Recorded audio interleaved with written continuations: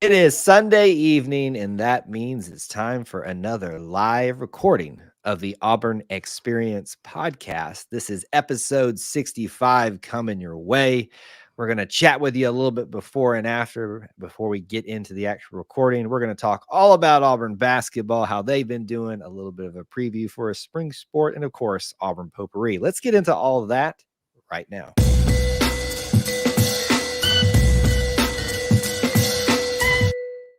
War Eagle Auburn family, War Eagle to your E2C Network family. Wow, that was a struggle to get out early. We are back in the saddle again for a live recording. I be Kyle, that be Austin over there. And I will say that Austin and I have probably had a good week, but we are. I knew where that was going. He was. We are commiserating together over something we can talk about if you'd like to. Yeah, I knew when you said that's where how you introduced us. That's where you were going. I'm gonna be honest. I didn't mean to do it that way, but it just came out, and I was like, oh no, it hurts so bad. Certainly not Auburn related, in a sense. I mean, they're local, and some of our people will have just absolutely no idea what we're talking about. But can you believe that, Kyle? The end of the Rick and Bubba show is coming this year. It's tough, man. Tough. Auburn connection. Rick Burgess's father, the just recently late Bill Burgess, played for Auburn. I believe he was either like a GA at Auburn or something like that. Was supposedly, reportedly in the running to be head coach at Auburn at one point. His son, Rick Burgess' son, played for Auburn. Won a national championship. National championship. So there's plenty of Auburn connections to it. So sure. If you see Austin and I upset, looking forlorn tonight, like just not right, that's why, because he and I all week. How about this? He was too busy the day I called him, but I heard the news and I just called him and I said, look, man, you don't have to call me back. I just needed to commiserate with somebody. Like I don't know how to process what I just found out. Like the Rick show's over. It was definitely, I was busy, and also I just didn't know how to vocalize my thoughts quite yet. It's hard to believe. Thankfully, we got a whole year. We got a whole year to send them off well. There'll be plenty of memories, I'm sure. And but yeah, each morning when I drive to work, it's like, man, they keep saying it. It's like, no, this is real. This is really real. Rip my heart out. I'm just, I don't know how. I'm still processing how I feel about it. If I don't get Greg Burgess in my life somehow from this point forward, I don't know what I'm going to do, because the inspiration of all crotchety old men. I am Greg Burgess. I am a fanboy of Greg Burgess. Greg Burgess is my homeboy. Anyway, y'all have heard us talk about that enough tonight. Let's and last thing, Emily did remind me of this, or her and I, she reminded me of this as we were talking about it. If you don't have a t-shirt, now's the time. I haven't bought a t-shirt ever. I haven't bought anything from the store, but I mean, now's the time. So good luck getting the t-shirt, getting into the golden ticket seats and all that stuff. We'd love to start off the Auburn portion of our show now too. We'd love to say hello to some of you fine folks. If you would do us a humongous favor as you guys arrive in, smash that like button. And of course, let us know that you're here. Some of you are already doing that. It's a humongous help getting the show started off on a really great note. We got David, we got Corey, we got Big Jink, we got Rodney, we got Brian all the way up in the cold white north of Minnesota hanging out with us this evening. We can take a few minutes here to talk about really anything you want to ask Austin and myself before we get the show started. We'll take about 2 or 3 minutes. Big Jink says, hello, fellas. Do you think we will go after Rodney Garner for defensive line coach? Let me put the context here for everybody who's wondering. If you haven't heard, defensive line coach Jeremy Garrett has taken I guess what would be a promotion, even though it's the same position coach, but up to the NFL level, to be their defensive line coach for the Jacksonville Jaguars, right? Yep. So Clint Richardson, hope you're happy. Yeah, your pro team stole one from your college team. I hope you're happy. But there's an opening yet again on the Auburn coaching staff. What do you think? Rodney Gardner? Yes, no, maybe so.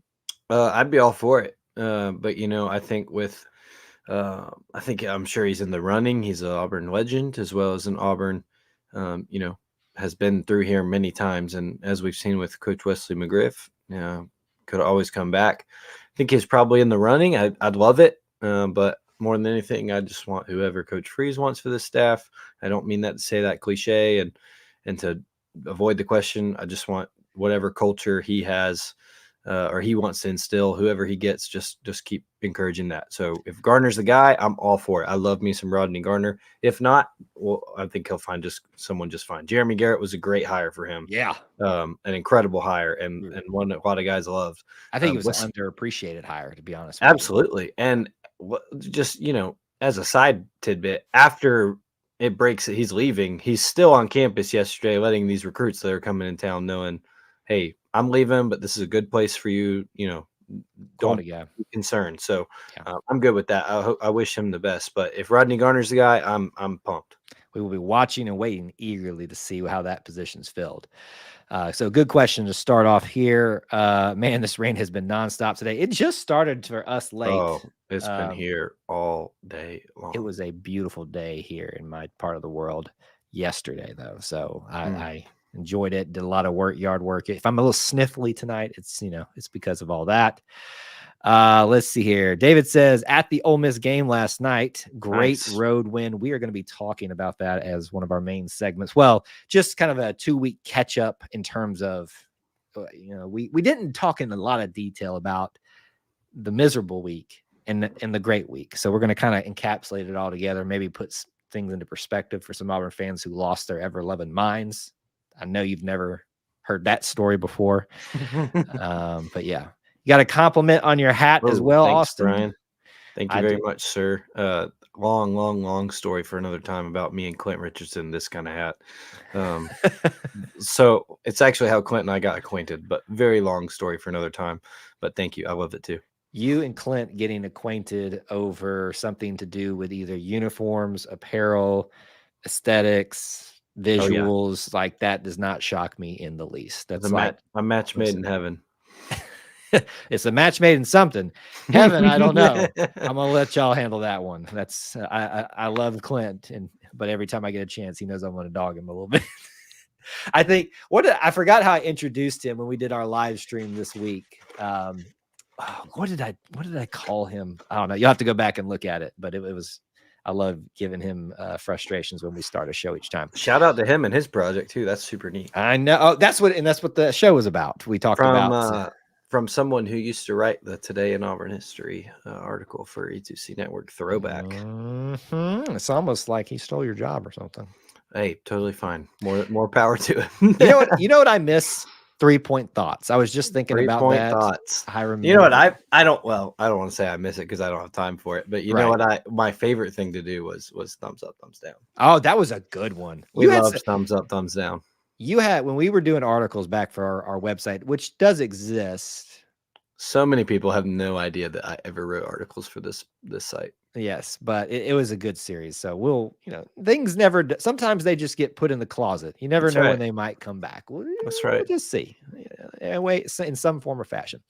All right, folks. I just saw this one too.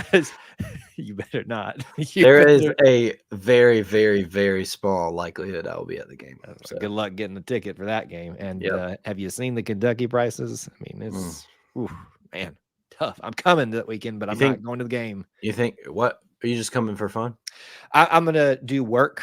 I'll probably be there Friday, Saturday through Sunday and go to all the events. Like I try to do this once a month in the off season. It's probably not going to be once a month this year. It's going to be as it's appropriate, and I have a feeling we're going to have a good camp out for Kentucky. Well, and I'm hoping, kind of leaning that's going to be our best game day shot if we're getting it this year again. That's what I'm thinking. We got to keep winning, and honestly, we need them to win a little bit. But I think I haven't looked at the other games that day, but they announced Kansas something next week, and I don't think we're here next week anyway. But I think that's probably our best shot. The one good thing is it's the Outlive game.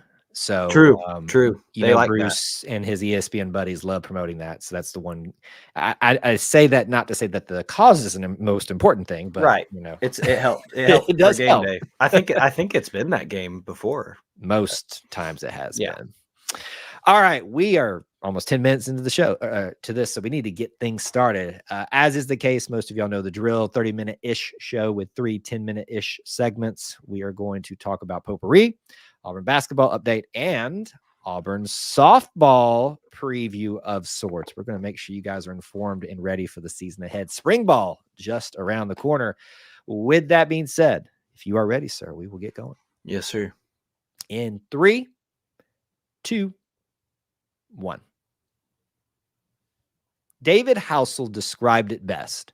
We are living the whole of the Auburn experience. You can quantify it and qualify it through a variety of different times, people, places, things, experiences. But at its heart, at its core, you can define it by all things sports, all things culture, and all things Auburn family. And because it is about the family, we got to have some people, even if they're just awkwardly standing there in the background with their hands over their heart, almost like we're doing the Pledge of Allegiance, throwing me off during the intro. I'm your host, Kyle, back with me again, the best co-host in the land, even when he throws me off, Mr. Austin Scott. Welcome. Thank you, sir. War Eagle. I love this. It's going to be a brand new tradition. One of our viewers and listeners, WT, is put into our. We need to salute when you are doing the intro. It is an intro that is of lore, and I'm happy to put my hand over my little Auburn heart when you do it, sir. Little bitty orange and blue beaten heart. I love it.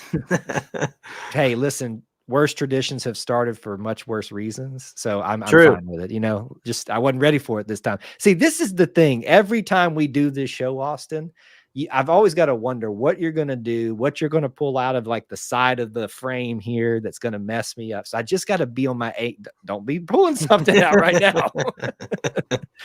And this is why we stress, folks. It's important for you to consume this content whenever way you can. But you are missing something if you're not here for the live show. I mean, it's pretty cool.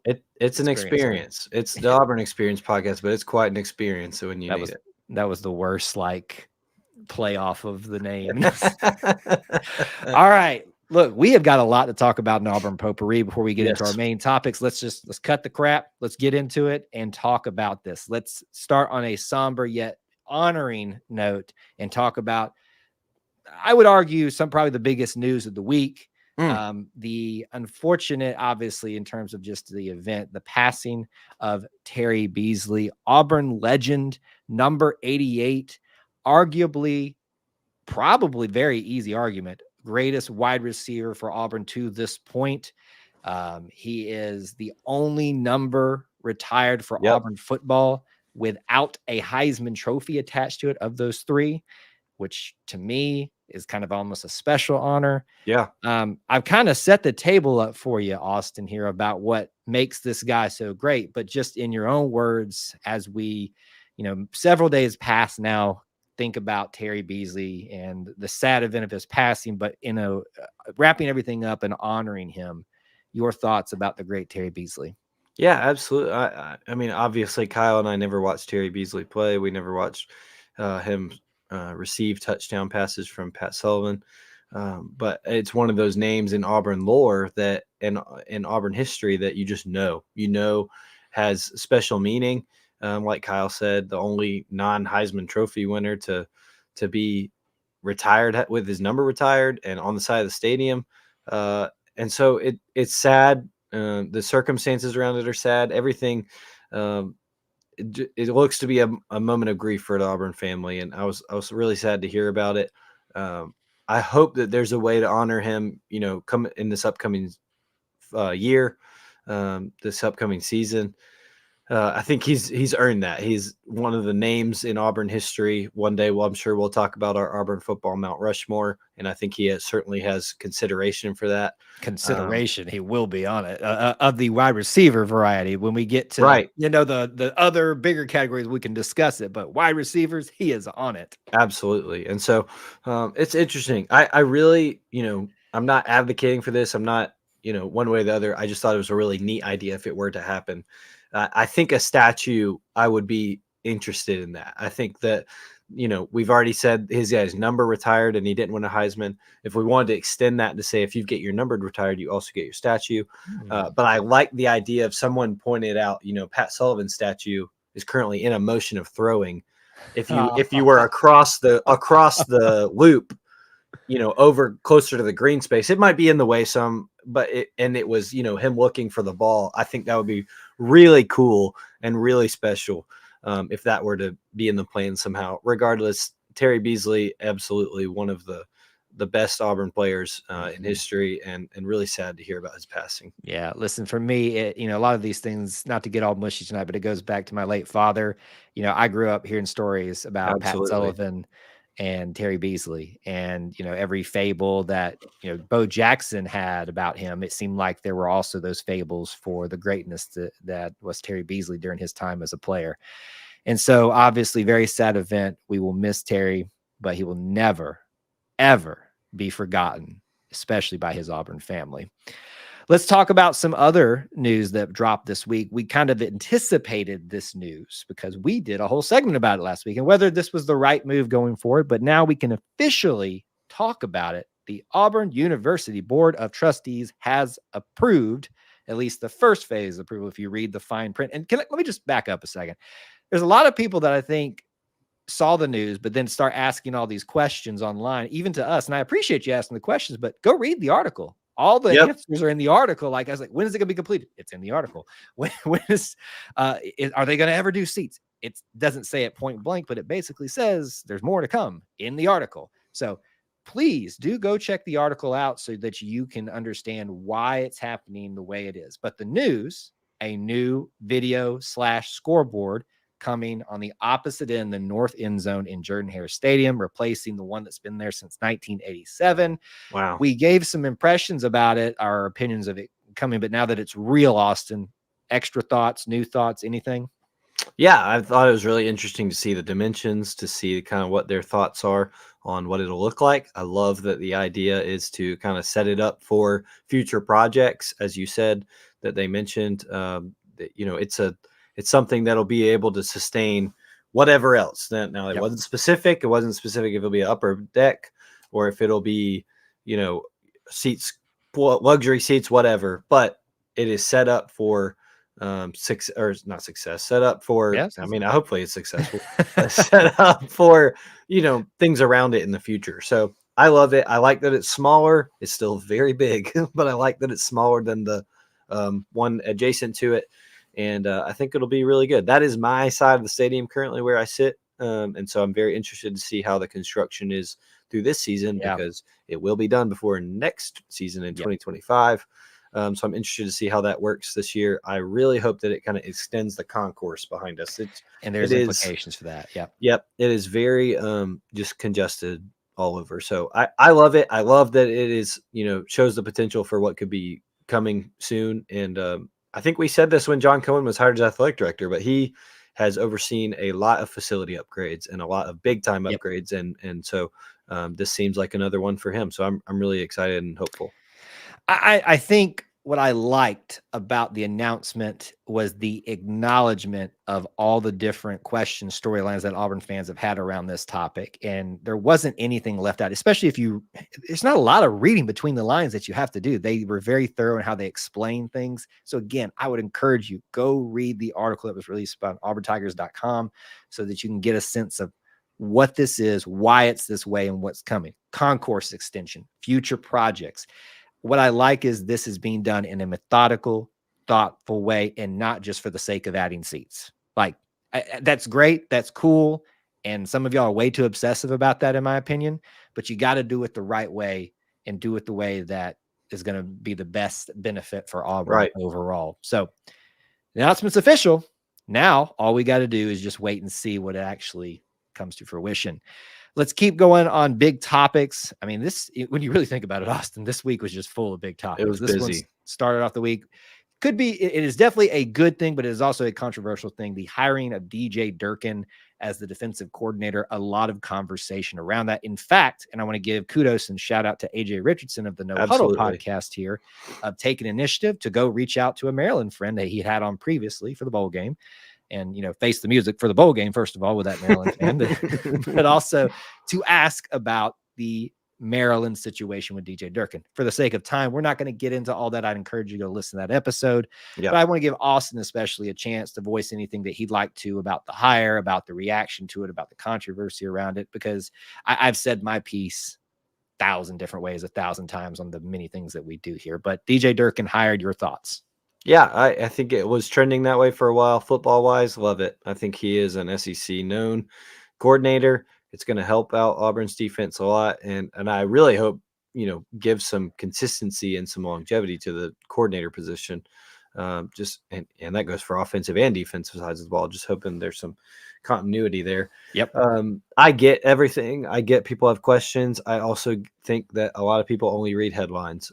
As we've discussed, or as we just discussed with the video board, it's important to read articles, read context, and find out everything you can, I think, about before you at least publicly express your opinion on something. I think the DJ Durkin situation is very similar. So I definitely encourage everyone to listen to that episode, research the situation. Not saying you can't feel uneasy about it. Not saying you still can't feel a little concerned. Totally justified. Totally get it. I go back to, I think, Hugh Freeze as well as John Cohen and the Auburn administration. I said this when they hired Hugh Freeze. They have a lot riding on their jobs, and I think they have an extensive vetting process we know nothing about. So if that's the case, I'm good with it. The last thing I want is to see Auburn University in any capacity embarrassed, and I think that these people have the same mindset. So I'm excited, and I think he'll be a great defensive coordinator. Yeah, hopefully going to be a great hire for results in the field, and hopefully this is going to be a nice big continuation of what hopefully is a redemption story for DJ Durkin here. And to be honest with you, I'm happy that Auburn gets to be a part of that potentially happening, and I think that's a great thing for Auburn when the dust settles out of all of this. At least that's what we hope for. And to just kind of wrapping up in potpourri stuff, we want to mention this as well. Auburn had a very great and kind of unique meet for gymnastics this week, hosting a lot of HBCUs who are getting really involved with gymnastics. Fisk University was here.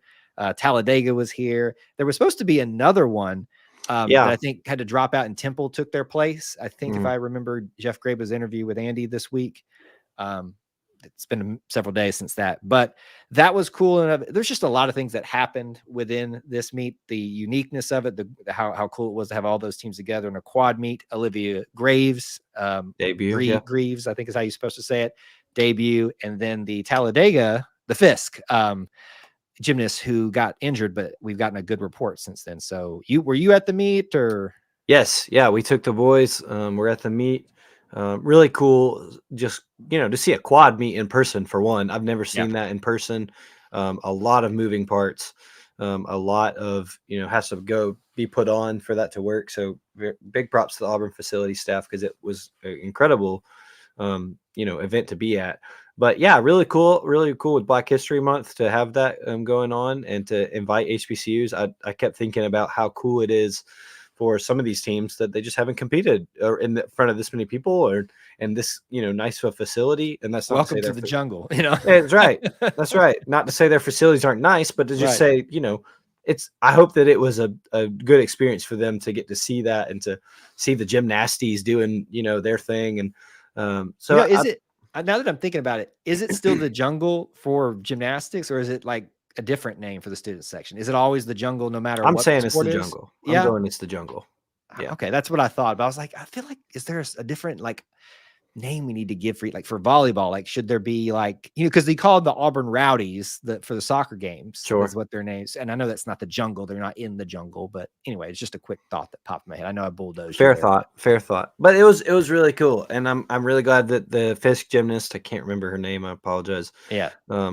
Is okay. It looked like it was all very precautionary, but it definitely was a somber moment when, for those that don't know, she fell off the bars in a very awkward way, and they ended up stretchering her out. But they did say that was precautionary, and she's all right. So really glad to hear that. But overall, really cool event. From an Auburn standpoint, they did phenomenal. I think there was a lot of pressure that kind of came off of them just by getting to relax, be at home again. Olivia Greaves had an incredible debut, and it felt like from there they just took off. They had season records all over the place after her debut, and that was kind of the spark they needed. So really excited about that. I think that this team is really good. I keep telling Emily The gymnastics is so much like SEC baseball and softball. Like, yes, we're top 15, but we might be bottom half of the SEC just because the league is so deep. So this was really good for this week for this program, and I'm excited for the future of it. Yeah, very exciting week for gymnastics, exciting week and just busy week in general. And I'm sure that we didn't cover something that maybe you, the listener, the viewer, thought we should have during potpourri. But that's the nature of it. You never know what you get. I would say it's like a box of chocolates, but it's more like a bag of potpourri. That's the name of the show. Anyway, well, so nicely done. Nicely done there. We got two major topics coming up for you. Update for Auburn men's basketball for the last 2 weeks, and then a little bit of spring ball action of the softball variety. But first, we got to talk about our friends at Magic Mind, and I've been introducing them to you guys over the last several episodes, and you're going to continue to hear from them for the next several episodes. We are so happy about that, being partnered up with them. You know, when it comes to an option for you, if you are a fan of energy drinks, you know some of the great things about those, but you also know some of the negative things about those. You know, they're not so great for you. Sometimes they can give you a great rush, but at the same time, they can give you a big letdown at the end. Well, this particular option for you, Magic Mind, is one of the better options out there for you health-wise, but it's also going to help you be more productive, and it's got a more prolonged, natural way of giving you that energy, that focus that you're looking for from some of those things. So please be sure to check them out. You want to visit magicmind.com/Auburn. That's a different code, a different link than the last couple of weeks, but magicmind.com/Auburn, and use the code Auburn, AUBRN, for 56% off the subscription, 20% off of a one-time purchase. And again, just to reiterate some of the benefits, if you are on any of these extra diets that require some restrictions, keto, paleo, vegan, if you have any allergies to certain things, or you're looking for something that is much more favorable in terms of sugar, those are some of the benefits of Magic Mind out there. So again, check them out, magicmind.com/Auburn. Use the code Auburn, 56% off that subscription, or 20% off that one-time purchase. Our first major topic tonight, Mr. Scott, we are going to talk about shooty ball, hoops, basketball. I'm going to start naming a bunch of things and just see how excited it makes you. Jay Will, Mr. Jalen Williams. Headband Jalen. What's that? Headband Jalen. Headband Jalen. Headband Jalen. Katie Johnson ripping rims off. What else can I just name out that's going to get you super excited? Chad Baker Mazzara lighting up the halftime speech. CBM just, I mean, becoming the most underrated acquisition that was made by a head coach thus far this offseason, and now is clearly in the forefront of being one of the best ones. Have y'all noticed yet that Bruce Pearl is really good at finding diamonds in the rough and bringing a lot out of them? And he's not going to admit that. Like, that's Bruce Pearl. He'll take, I coach him, but he brings them here and puts them in this environment and they flourish. He's not going to take a lot of that credit, but let's be honest, you got to go find them and you got to do something with them. And it happens quite a bit, whether it's CBM, Jared Harper, the list goes. And then he goes out and gets the McDonald's All-Americans too. Aiden Holloway, Sharif Cooper. I'll keep going down the list. Jabari Smith, if you want me to do that. It's been fun. It has also been an up and down week. You and I haven't spent lengthy time talking about this in about 2 weeks, Austin.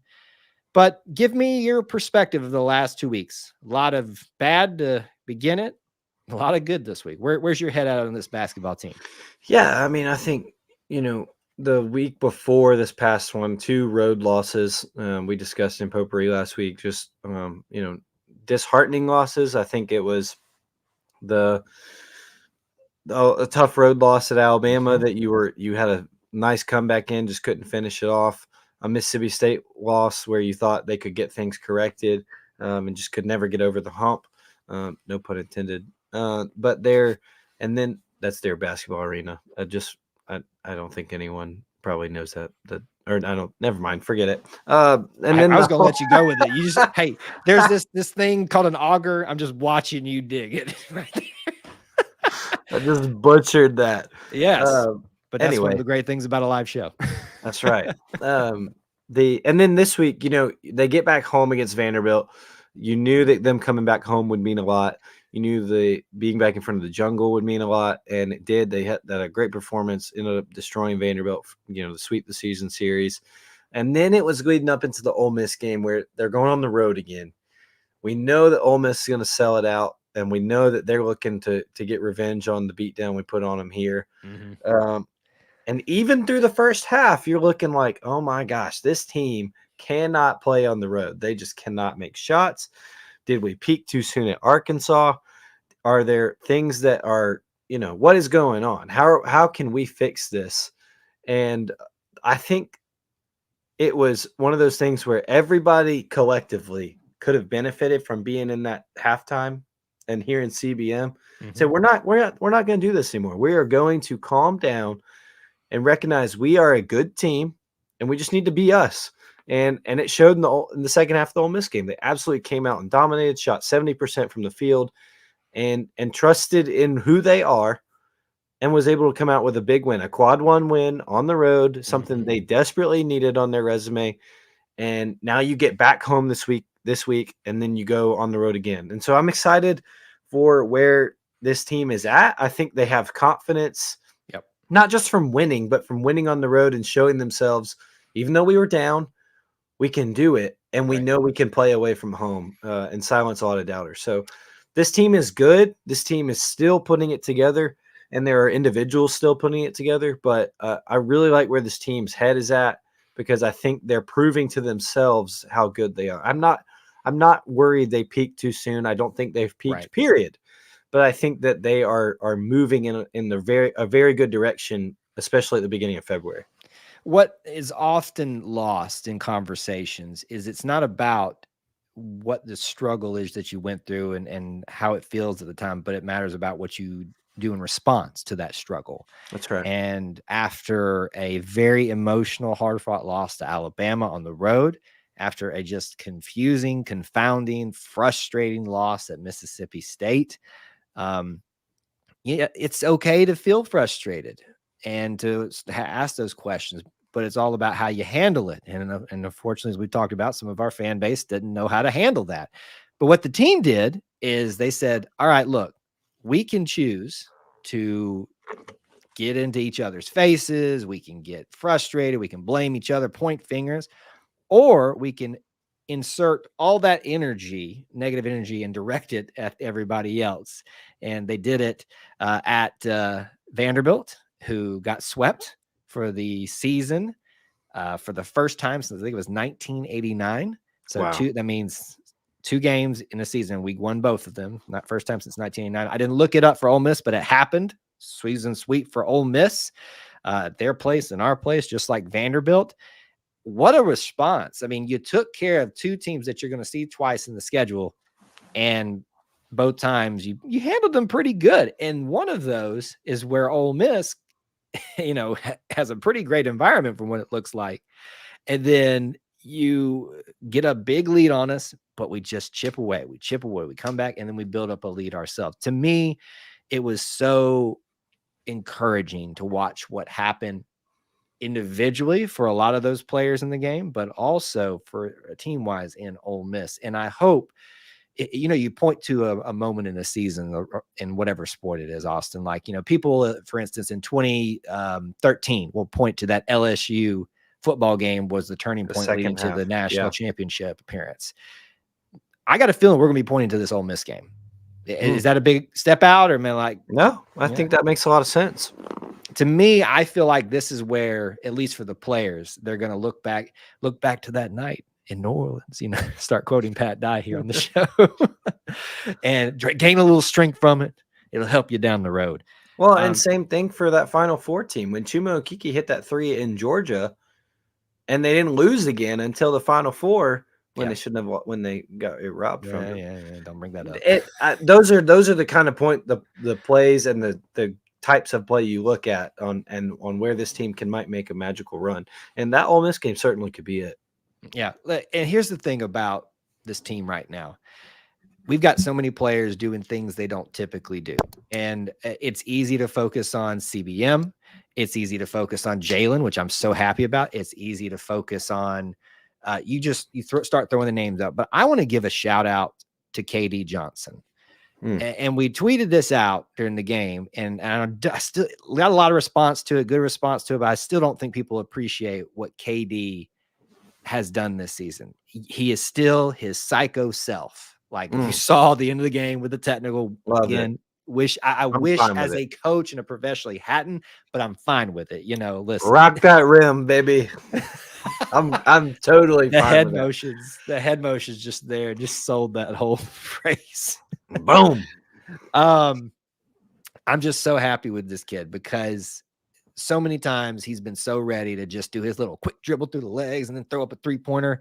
And there was one moment where he kind of does that and then just jolts his head to the side and finds the man in the corner. I think it was CBM who nails a 3-pointer. And that's just one instance.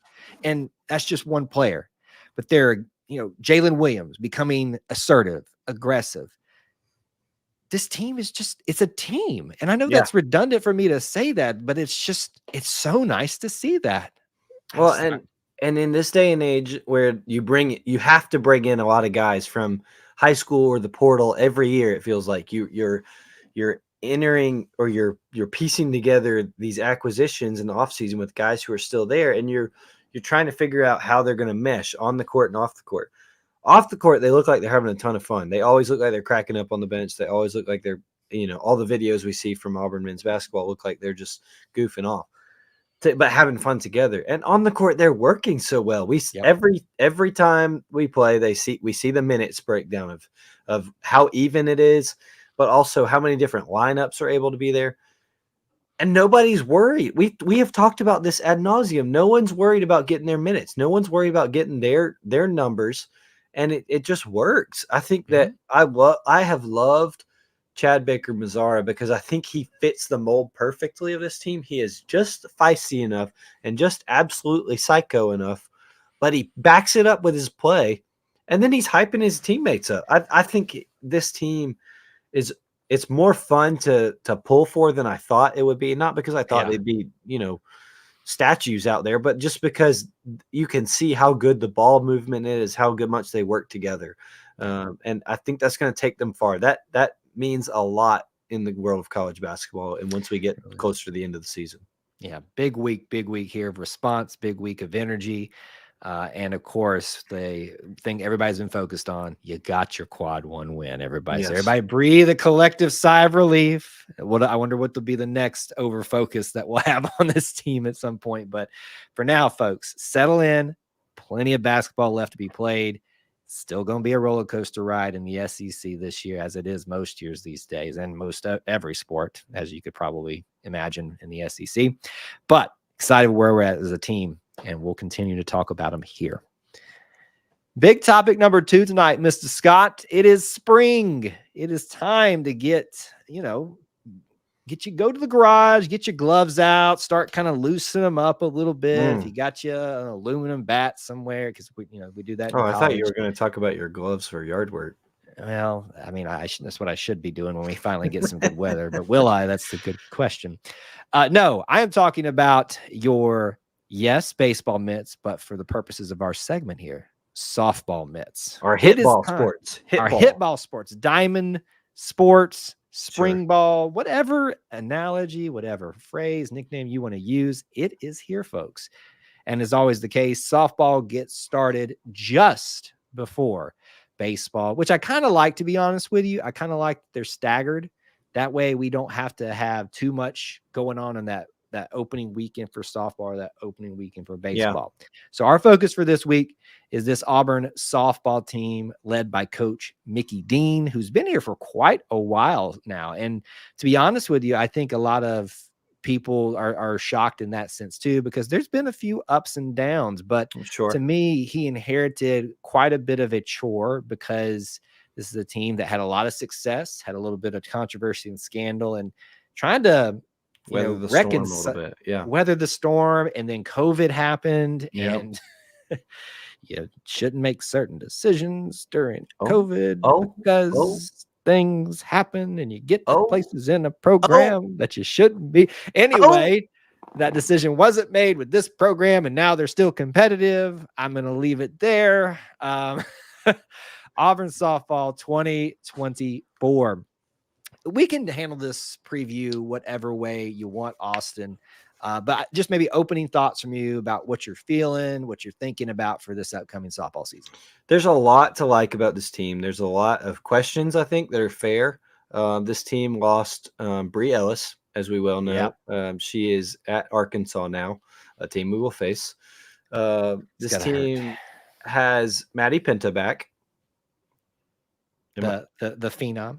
Yes. Phenom. Okay. Yes. You scared me just for a second because you didn't say anything. And I was like, I was researched, but I'm pretty sure when Maddie Pinta's name gets said, you just leave it like the open air because it's Maddie Pinta. I'm Maddie Pinta, right? I mean, like, come on. So you have to feel good about that no matter what. Softball is all about if you got a stud and you got an ace, you're going to be okay. No matter how where else your question marks are. So they've got Maddie Pinta, and then, it's been an infusion of talent from Mickey Dean and getting who he wants in the program. It was a really good freshman recruiting class. Yep. And this team has pieces that it looks like Mickey Dean has wanted. And I think we're going to hopefully see it all put together. It's a really good schedule. You got a bunch of home games that are favorable. Yep. And then Kyle, I didn't even realize this. I don't know how I missed this until this researching it, but this is the year Auburn hosts the SEC tournament, and that's super exciting. Yes, we want Auburn to be competitive. It'd be absolutely awesome if they are competitive, and it's here on the plains. But also that is just a super fun thing to have close to you. I think the past few years when the SEC softball tournaments come around, I've been like, when is it going to be our turn? Because that looks awesome to be a part of. Yeah. And it is this year. So you have that to look forward to. That should be extra motivation for this team. Kyle, really the only thing, I just don't want to play Clemson in a regional. I think that is a low bar, but that is the bar I'm at because we have talked about that the last 2 years, and I do not want to play or go to Clemson for a regional. Well, Austin, I'm afraid to tell you, sir. No. Yes, Austin, I'm so sorry to report to you that we will play number 7 Clemson on Saturday, February 17th. Well, that's fine. Okay, just I don't want to go there for a regional. Okay, as long as we don't go there, as long as we're not seeing them in the postseason, they can come here. I would prefer they not. Because we don't need to play those backwards cousins from Clemson every single sport every year. But I would prefer not to go to Clemson and drive over that lake just to play a softball game in a regional again. Yeah, it'd be nice. Look, this is going to be a fun year, I think, for a variety of reasons. Yes, you have, as is typical, Auburn hosts a lot of early season tournaments, especially with a lot of smaller teams, but then some good competition too. They're going to Mexico to play in a little bit of round robin style thing. So, Bruce Pearl was a world tour with his basketball team in recent years, and so has other teams as well. But we're going to Mexico with the softball team this year. In keeping with what you just brought up about the SEC softball tournament coming, you've seen a lot of investments into the program. They did a lot of work that I think was missed about, I know this sounds gross, but it's the reality of drainage and stuff for the softball field that really needed some infrastructure improvements. And they've done those in the last several years. They just got a new locker room and kind of team facility that's conjoined there with the gymnastics team at the McWhorter Center. I think I've got that right, the name of it. Yep. And so there's been a lot of investments in the program. And so now is the time, if you're going to host an event like that, which, folks, it's going to be a lot of people here. I hope you know. Tons. We have a great facility, but I don't know that you're prepared for the level of excitement and energy that's going to be there for softball. So I definitely will try my best to be there that weekend and kind of take in the atmosphere, at least for a day. And I would recommend that you all do so as well. But in terms of a schedule preview or something like that, not going to go through every single game here, but several, I think 3, maybe 4, 3 at-home tournaments to start off the season. And then you will get into your traditional, and it's not the same every single week, but the typical SEC 3-game series on the weekend, and then a midweek matchup most of the time with a regional team like your UABs, your Troys, things like that. But let me just throw out some teams that we're going to see that note. Clemson, number 7 Clemson right now. I know. Virginia Tech, very first game of the year. with the opening day. Virginia Tech Aren't they number 20. becoming a common opponent with Auburn? Not I really. know. It's only one other time, but I mean, hey, if we're talking about common opponents with Auburn, here you go again. Northwestern, number 25, coming. Yes, I know. So those are probably your big names in non-conference play. Those are your ranked ones right now. But you have got. Let's talk about the ones at home. Big matchups. You got Arkansas, Bree Ellis coming back to Auburn. How are we feeling about Bree Ellis? Because she was quite a character when she was here, and I'm a little hurt. I'm gonna be honest. It stinks and it stings a little bit. I think that she is going to be trying to launch some Bree bombs when she comes back, and I hope that it's not too bad, too poorly of a reception for her. But hey, she is on the other side, and she's an SEC foe now, so that'll be a big motivation game, I'm sure, for everybody involved. It's kind of like with Alan Flanagan. I want there to be a certain level of respect, but unfortunately, when the game starts, it's all over. I mean, come on, we don't wish true ill will on you, but we wish ill will in terms of like that you strike out every single bat. That you maybe miss a bag when you're running or something like that. Yeah, those type of things. No injuries, none of that. All good natured stuff here. That's one to definitely keep on your radar. At home versus number 2 currently, Tennessee. That's going to be a humongous matchup. You got Texas A&M, who's currently ranked 24th. Look, you're just going to hear this a lot. SEC teams being ranked 15th for LSU. Alabama to end the season at home. At home, folks. And then remember, the week after that, SEC tournament. So basically, let me make sure I have the dates. The 2nd of May through the 4th is Alabama. You take a few days off, and then everybody's coming back to town that's going to be in the tournament and being here. Probably will be Alabama too, because they're usually pretty good. It's just going to be a fun-filled season. Even without a superstar like Bree Ellis, others have opportunities to rise to the occasion. We still got Maddie Pinta. Hey, here's the funny thing, Austin. Have we ever, like in an inter-squad meeting, heard about a matchup between Maddie and Bree, like how that's gone before? I haven't. I'm gonna put my money on Maddie Pinta. Oh, always give. I mean, outside of Maddie Pinta being Maddie Pinta, I'm giving my edge to the pitcher anyway. Right. But Maddie Pinta should know her, right? Now, granted, you could say the other thing or way around. Bree should know Maddie, but that will be a matchup that all eyes will be on, and I'm excited. I think we're going to see J&B Moorfield packed out a lot this season, and that team needs that. They deserve that. Would you say there's going to be more roar this season? Something like that? Something? That wasn't too bad. More roar? J&B more roar? That was bad, wasn't it? I'm going to pull the curtain back a little bit. I don't know about that. I know. Look, so we a long time ago had a softball show here at E2C Network, and I miss having that to some extent, because I remember us going through the naming process for it, and we just couldn't really come up with anything. And I wanted to make more roar work, but it's like it doesn't roll off the tongue, It doesn't. I'm going to be honest with you, it doesn't. Nor does it work with jokes, as you just found with my co-host. I left you hanging earlier. You left me hanging. We're even now. There we go. Okay. That's just how it's going to go. So softball season is here, folks. Obviously, we're going to be talking about them. We're going to be talking about baseball as we get further and further in the spring. Strap it up, boys and girls. Stickball, diamond sports. Stickball. That's what I was going for earlier. I like that. I like stickball. Laces and whatever ball. We'll be talking all of that this off season as we continue our coverage of that as well. That's going to do it for episode 65 of the Auburn Experience podcast. As always, we appreciate you being here. If you want to keep up with us, find me over at Twitter X at Kyle Loomis 24. Where can they keep up with you, sir? At Austin G. Scott on X, Instagram, all the things. All the different things. And we appreciate you all being here, whether you watched the live stream, whether you caught the audio, or both, because I know some of you do that. We always appreciate you being here and being part of our little family within the Auburn family. Till we talk to you again, War Eagle. War Eagle. And that's the show, folks. Thank you so much for being here and hanging out with us. We are finished. Final thoughts, sir? None. I don't think so. I was going to look through.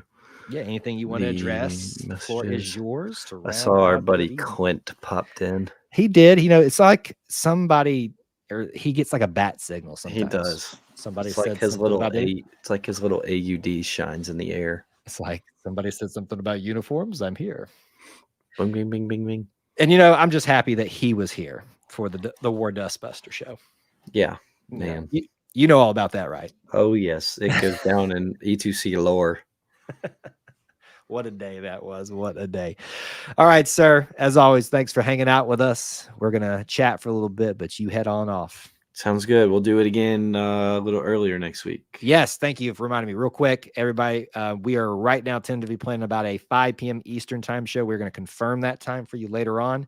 Super Bowl next week. We want to do it before the Super Bowl starts for you all. So keep that in mind. Before the Taylor Swift show, you mean? Before the show with too much obsessing about a girl. Will she make it to Las Vegas? She'll make it. She'll probably make it, unfortunately. Okay. Anyway. Would you like a little tidbit that I came across my news desk as we were recording from my lovely wife, the lead correspondent on all things Taylor Swift news? Drop it in. Do what? Drop it in. What you got?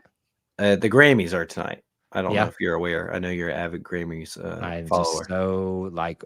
I cannot wait to get off this stream so we can talk about the Grammys. So you can go do your other podcast about the Grammys. Yes. Apparently at the Grammys, Taylor Swift announced a new album. So, I mean, the girl knows how to market. I will give her that. She knows how to make her way on the Auburn podcast too, apparently. Hey, she's made that's 2 weeks in a row. 2 weeks. Probably 3, probably next week. If there's anything I can do about it, no. But the reality is she'll make it on the show next week. Mission accomplished. Mission accomplished. All right, buddy. Thanks for hanging out with us. All right. War Eagle. War Eagle. All right, folks, you're stuck with me for the next few minutes. Anything else that y'all want to talk about is fair game. Don't waste your opportunity to do so. It is almost like for the last few minutes here, a little mini Wednesday night show, which, by the way, we will not be doing a call-in show this week on Wednesday because the Iron basketball game is going to be on during our normal time. So no point even trying to do something during that. Just drop something and stand by.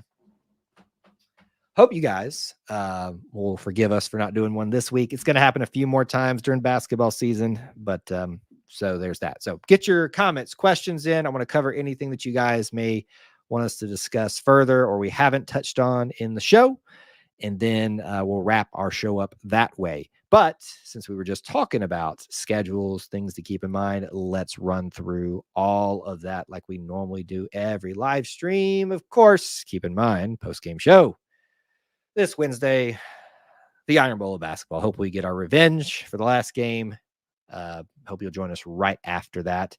Another post-game show with Florida. That one's going to be a sneaky good game too, I think, down in Gainesville this Saturday. Don't miss that one either. I have my calendar off there a little bit. I'm pretty sure that's correct. Yeah, that's right. Florida is that Saturday. Keep in mind that we will do other live streams probably this week. I just feel like there's a lot of other news that's going to be coming out. You just never know. But hang tight. Keep in mind those post-game streams. And of course, we'll do this again Sunday afternoon, tentatively 5 p.m. Eastern time, just before the Super Bowl. Okay, let's see here. What are you guys talking about? Why not do a call-in show Tuesday and Thursday? You know, I've thought about it, WT, and sometimes we've done them when there's been a conflict earlier, stuff like that. There's no really true reason why I wouldn't do that. I will say Tuesday I do have some other plans that I try to kind of stay on a schedule, not just for y'all, but it also helps in algorithm stuff for content creation. And so, yeah, there are small reasons to not do it. There's not a really good reason not to do it other than I just kind of like keeping the same routine, you know? So, never say never though. You just never know. Let's see. You guys were talking about the 8-game win streak was from, what were we talking about here? Did I miss something here? We got 8 straight on Ole Miss. Oh, got you. Yeah, we're talking about the history with Auburn and Ole Miss. Now I'm on the same page with you all.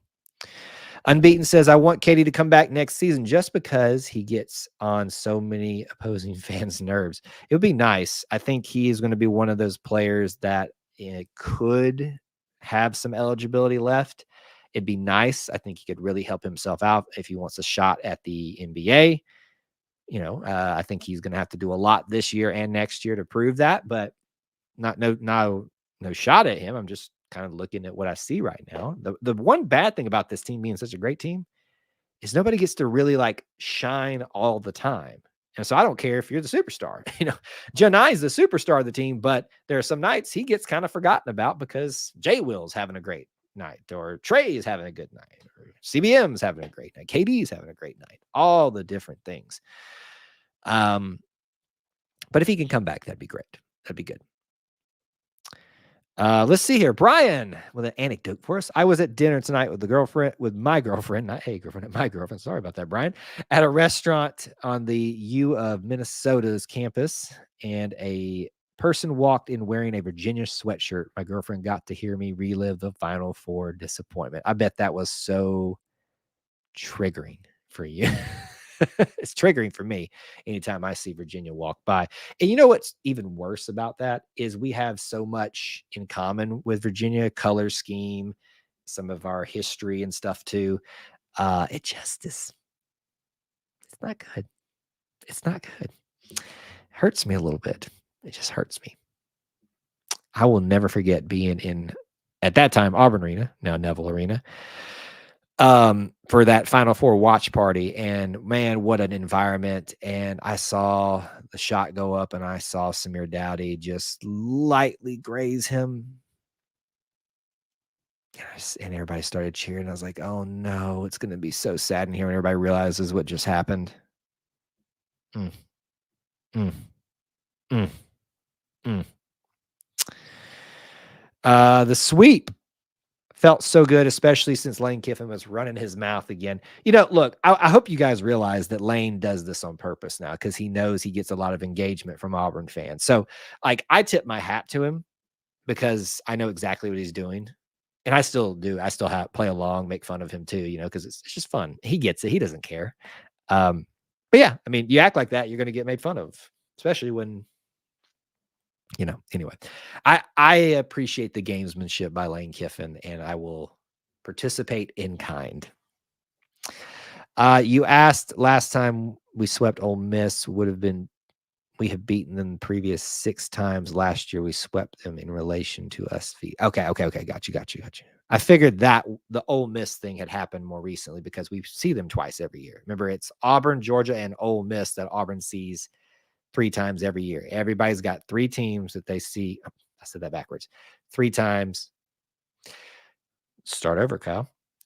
Every SEC basketball team has 3 SEC opponents that they will see twice a year, every year. Those don't change. And there will be others that get that rotation as well. For Auburn, it's Alabama, Georgia, Ole Miss. So yes, that one would have happened sooner. But Vanderbilt, we don't see, we see at least once every year.